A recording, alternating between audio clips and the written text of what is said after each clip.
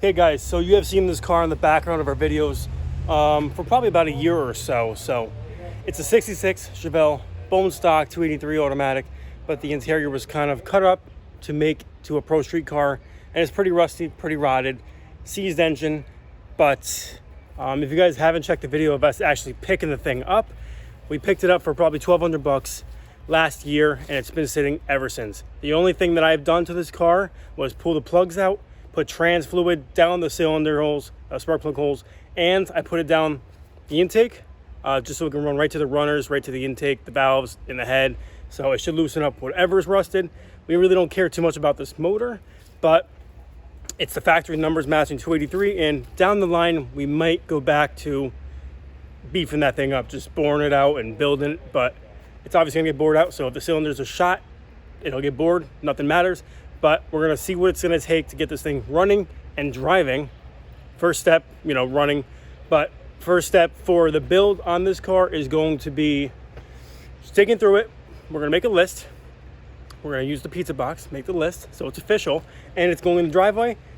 So that means it's an official build, and it's rock and roll time on this car. So definitely stay tuned, and let's see what we're gonna dig ourselves into. Especially there's a lot of stuff in the car, so hopefully we have some goodies and hopefully some stuff we can put back together and make it, once again, kind of a complete car, because it's pretty beat up. It needs our help. Big Larry Slopster.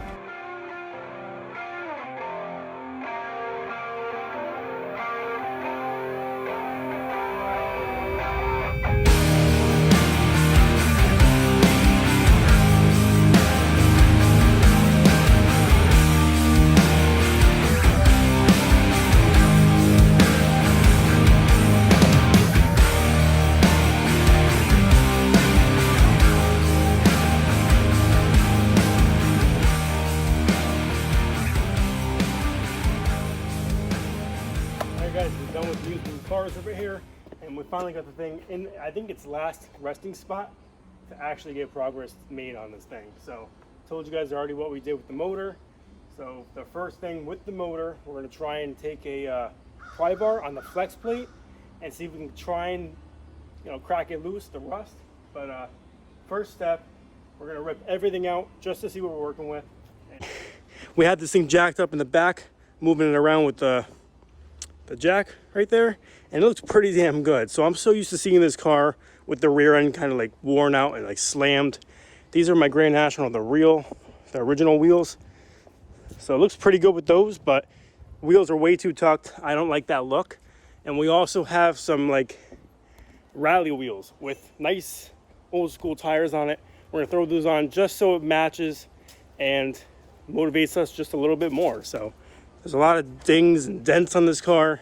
It's really not as rotted as it looks. Around the wheel or the window, the usual rot, but this is here, all the lines are good. It's like a bunch of surface rust. Dents all on here, we can heat this up, bang it out, strain it out, and we can also fill it with mud, so it won't be too bad. But bumper, that's messed up just from pulling it, and I think it broke the mount for the bottom. But we have another bumper, as you can see, hanging out of the window right there, which is straight. So we got that one to put on. And this frame, it's really not a frame anymore. So there's like pieces of a frame under this body. So we're gonna be on the hunt for a solid frame for sure. This one needs way too much work in too many spots of the frame. So for now, we're just gonna mess around with drivetrain and just getting it better to move around. Hopefully we can get this thing running as is. And during the winter, we'll probably grab a frame, body swap it, and do all that. But here's how it's looking right now before we start ripping anything off the car. So this door does open. Original doors. I believe this is original Marina blue or Le Mans blue. We have bucket seats for it. I'm not sure if they're original. We have the quarter glass, the bumper, rear seats, I think out of a sedan. I don't know if those are original to this car. But brand new floor pans right here. Whole dash is missing, but we do have a solution, I think, to that. I do have a complete dash from my last Chevelle that I owned. But We're gonna rip everything out right now and give you guys a better look. So right here, hidden under the plywood, are the rallies, and of course, the plywood. As you can see, they're old like bias ply tires, but they're pretty damn good shape for what we paid for them. We got the center caps and everything. Backs are a little bit wider than the front. I believe the backs are 8-inch. The front I think is 6 or 7, but it's old school. Definitely gonna pop.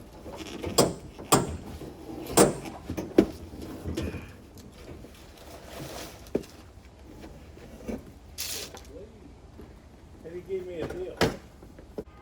I'll take him.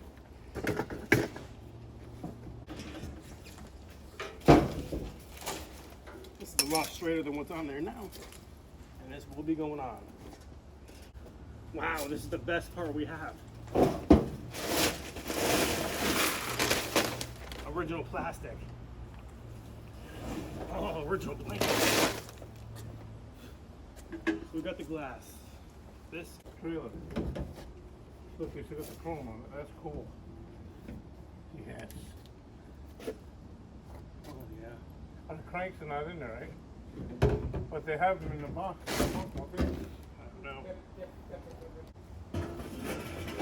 Someone's planning on redoing it. So can someone tell me what these are? It looks like the shape of a rocker panel. At the bottom. You think they're metal one? It might be under the trim. I don't know. We got 3 of them. I don't think so. It might just be random metal for patch panels and stuff. What are you gonna do with these? I think this is the original back. No, that's the bottom. Because it has the hump. I think that's factory. I don't remember them being round. So that might be a sedan rear seat. But I thought they were square. But we have the other one, the back side. Put them in. Oh, there's the dash. I don't think we can reuse these. I mean, if you wanted to be cheap, as I am, we could sand these up and clean them up perfectly, blow out the holes. But no, we're not going to use it. I'm not that cheap. Okay, so we got everything out of the actual inside the car. These are the floor pans. Underneath, I thought they were completely missing. Try and lift this up. You can still see the factory floor, but most of it's shot. So these will have to come out one day, but we still have a ton of stuff in the trunk. More panels, as you can see, they go right there for the rear window and the regulators, all that. But we cannot open the passenger door. It hits. Don't do that. We gotta somehow shim this, like to pull it out as we open the door. Get a screwdriver. Eesh. Wrong way to do it because it's too narrow. But I think we can actually loosen this fender up and pull it out. So we're gonna dig into that probably. Oh yeah, there's no screw.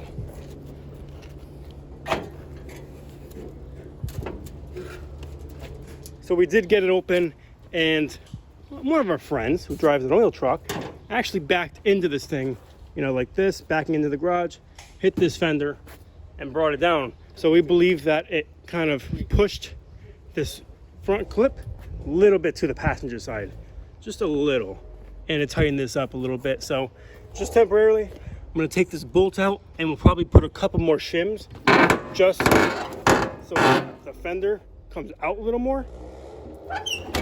And then I'll probably put a strap around this inside of the fender, pull it out a little bit, just so when we open the door, it'll be a little tighter. But good thing that's rotted on the bottom and it actually allowed it to open up.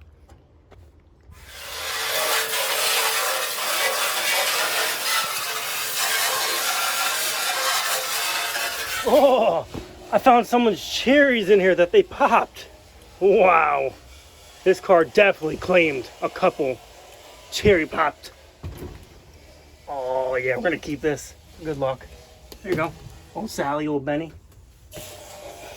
Who the hell was drinking a Monster back in 1966?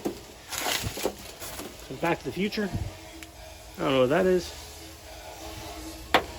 Maybe I'll find some gems. This thing's really not as rotted as I thought it was. mean, the usual floor pan. I mean, that's pretty bad. But up here is all right, the seam.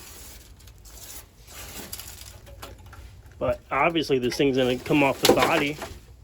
But it's really not that bad. No. The frame is what I fear for. Oh, it's not even that bad. Wow. Wow. I don't know what this is. Oh, antenna.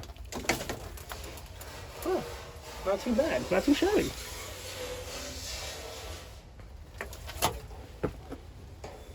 All right, now we're gonna pop the trunk and see how many bodies you can fit in this car.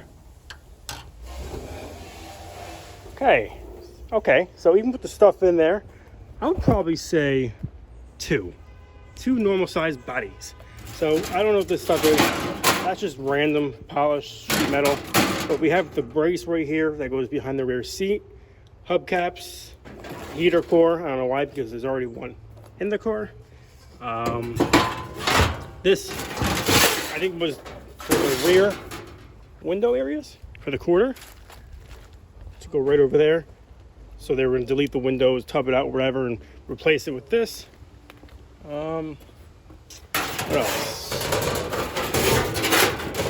Long water pump, which, hey, we might be able to use actually. Just kidding. But we have a couple goodies in here. Other grill assemblies for the headlight, the bezels, some wiring.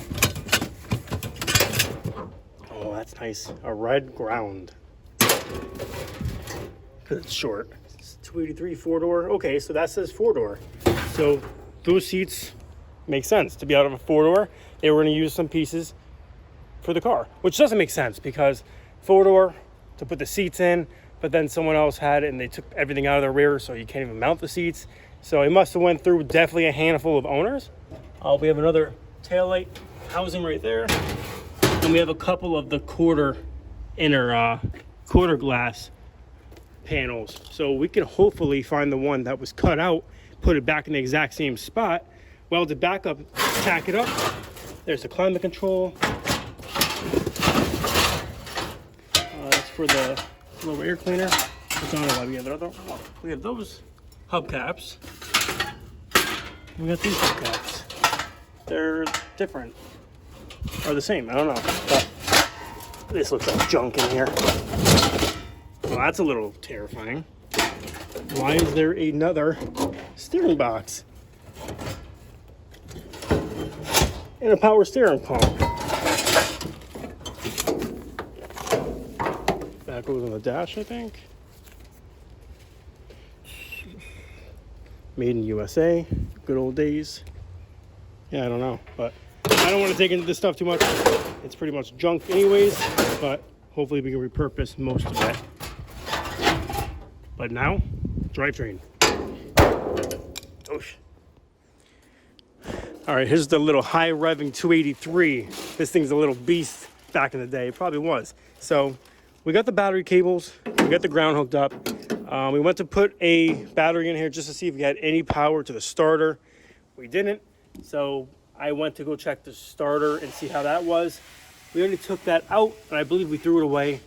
It was probably the numbers matching the original one. It was so big, it was a weird one that I haven't really seen before. It was definitely original. So we threw that away, but every single thing that's in here is literally untouched. So I don't understand the power steering and the alternator bracket because this is there, but that doesn't look factory to me. I thought it would be over here, but factory valve covers, factory 2-barrel intake carb, that looks almost original. I don't know. Single pot little piston or brake master cylinder. That's funny. What else? Trans lines. Those might be original. The way they're wired up like that, because it looks perfect. You know, they're nice and straight. Factory radiator for sure.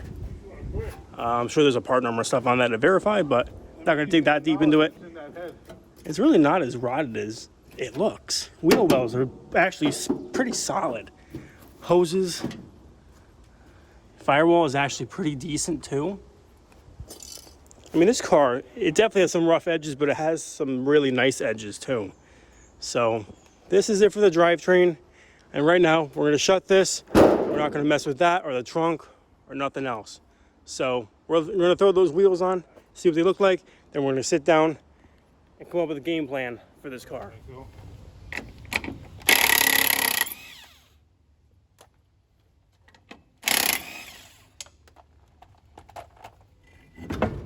So here's a little fun history. This is the tire, or one of them, off the Nova. You can see how bad this was on the Nova. Thank God it's long gone.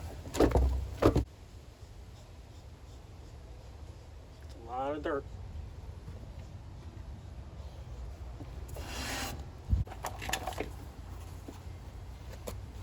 Wow, that car looks good already. You will not fall back. It looks good on there. Oh my God. That's the look I like.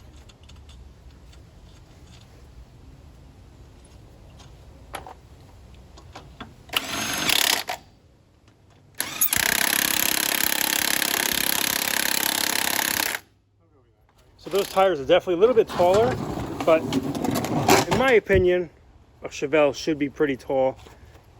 I mean, at least leveled. You can see now the back end is kind of dipping down. But once we get the other tires on, which I think are the same size sidewall, I think the rears are definitely wider, but hopefully they should fit. The Grand National tires are pretty wide already, and they fit. I just don't know about the back spacing, but I'm pretty sure they're gonna be a perfect fit. So let's move this shit out of the way and finally stand back, look at this thing with complete rallies on it. It's gonna be a whole different car.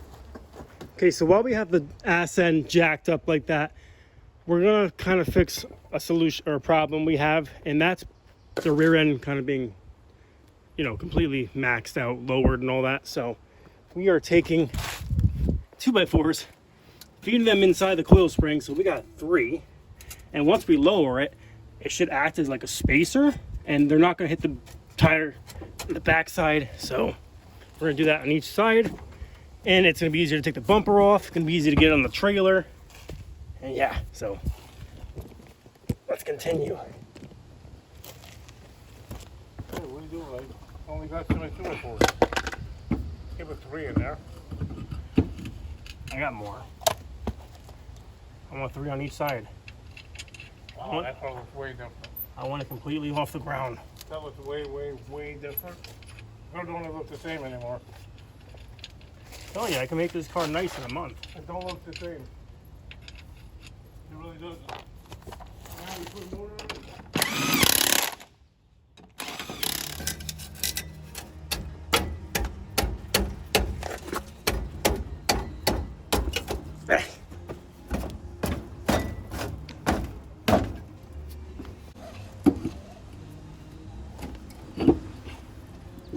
Can't get no better than that. I mean, it can, but it doesn't need to be. I will drive this car just like this with the 2x4s in the thing. I'll go gooning, I don't care. I'll go around this thing, I'm not afraid.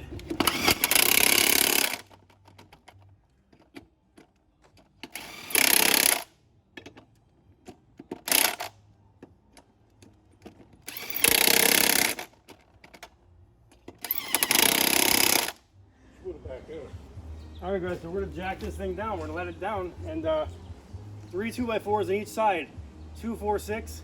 It's almost a 6-inch lift on each side. It might be ridiculous, but hey, it's gonna be easier to move around, and it's gonna look a little better with that old school rake.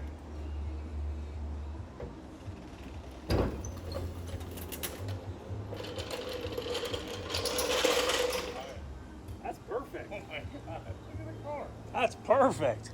Look at this car. Those tires would be sticking out just a little bit, like that 80s stance, but it's officially a normal height now. It's not dunked in the rear end with 3 bodies in the back. Wow, look at this car. That little bit woke this car up for sure. That's a lot. That's how it's supposed to sit. Yeah. Wow, I kind of actually like this car now. I kind of want this car now. Imagine this thing with just a stock 454 and a cam with a full exhaust. That's all you need. That and a 4-speed.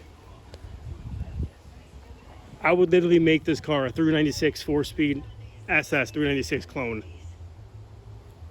That makes the car. It might not look like it got a lot to you guys, but to me, this is a whole new wake up on this car. And I would drive this thing just like that. I would honestly clear coat this car. Get rid of the red a little bit. I would clear this thing and drive it. Damn, I like the wheels. I want to see the center caps though on it. No.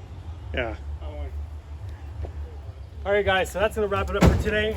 We kind of went through the whole digging through it and threw the wheels on and got a little bit of a head start and hopefully motivated you guys just as much as it did us. But we have no pizza box, so it's not 100% official, but we're gonna come up with a to-do list for the first segment. So that's gonna be just the quick main stuff that we have to do for step 1. So that's gonna be, what are we gonna call this thing? The Great White? I don't know. Megalodon? Chevelle. oh, big blue. So first thing we would want to do is probably, we're gonna try and get this motor to turn over because that's gonna dictate everything else that we do from that point on. And if it's completely seized, we're gonna have to buy a quick $300 to $500 small block just to throw it in there. We also got a turbo 300 or turbo 350 trans, which we can connect to the new small block and have a new drivetrain completely. But we're gonna see if we can turn it over. Possibly take the heads off in the intake, check the cylinder walls and all that so we get a better look, and we can clean up, you know, the pistons or the valves, the heads the best we can, throw new gaskets on, if that's gonna be salvageable, the motor. But we got the wheels done. We're gonna start to figure out the interior, see if some of those body panels line up and we can put them back in place. So interior, sheet metal.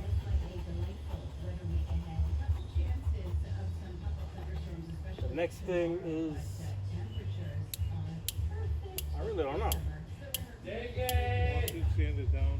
No, we're gonna leave it just like that. I really don't know.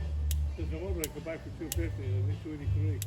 So we gotta mount up the steering column. We gotta mount that to the firewall because it's just held by bungee cords and it's super hard to turn. If you turn it the wrong way, it might pop it off the connector thing in the center. So steering column.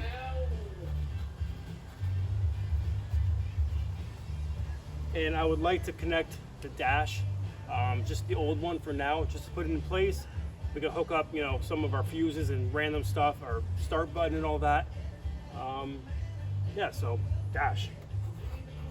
All right, so we got 4 things to do. Kind of the main things at the moment, but the first thing is priority, and that's getting that motor to turn over. Because if we can't get that to budge whatsoever, we're not gonna be able to get this thing to fire up. So we're gonna have to be on the hunt for a quick and dirty, cheap small block on Marketplace. But in the next video, you guys will see what we're gonna do, and hopefully we can get this thing done as cheap as possible. So maybe we can rebuild this motor for under 500 bucks, if that's the case, or we find just a completely different motor for maybe cheaper, slam it in and have it running. So catch you guys next time. Thanks for watching. So I did forget, we have to swap out that bumper. So we're gonna add that to the list.